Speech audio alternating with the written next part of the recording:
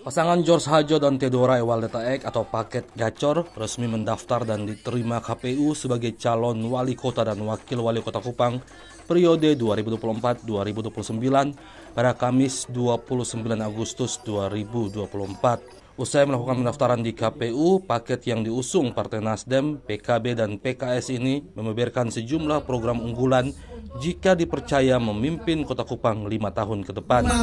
Jabatan itu adalah rumah rakyat.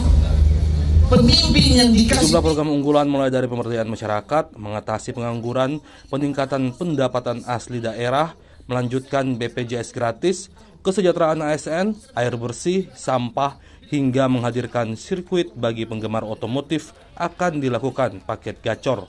Oleh karena itu, kita punya atlet balap juga memiliki potensi dan juara di tingkat event internasional saat ini. Oleh karena itu, kalau Tuhan berkenan, dengan segala macam cara kita akan bangun sirkuit untuk seluruh anak muda Kota Kupang. Itu pasti. Karena lahannya sudah ada. Tinggal kita berani atau tidak berani. Kita mau berusaha atau tidak berusaha. Ini hanya panggilan untuk melayani. Kalau kita memiliki keberanian dan kita berpihak kepada anak muda, tidak ada yang tidak bisa.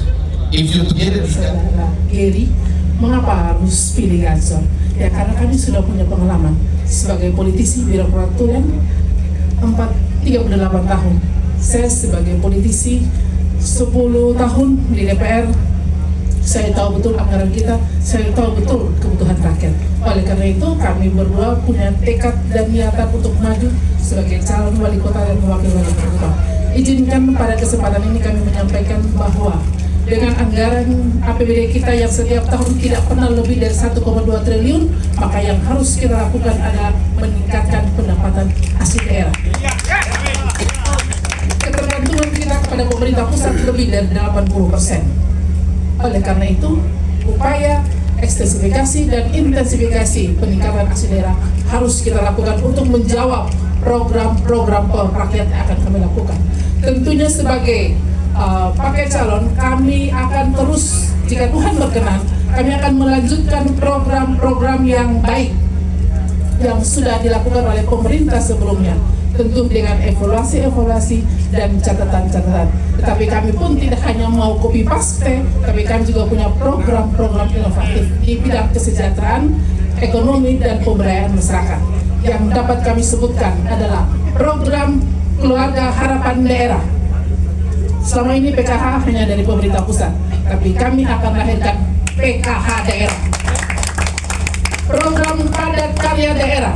Selama ini hanya ada program padat karya yang dari pemerintah pusat, tapi untuk menjawab pengangguran di Kota Kupang, kami harus hadirkan program padat karya daerah.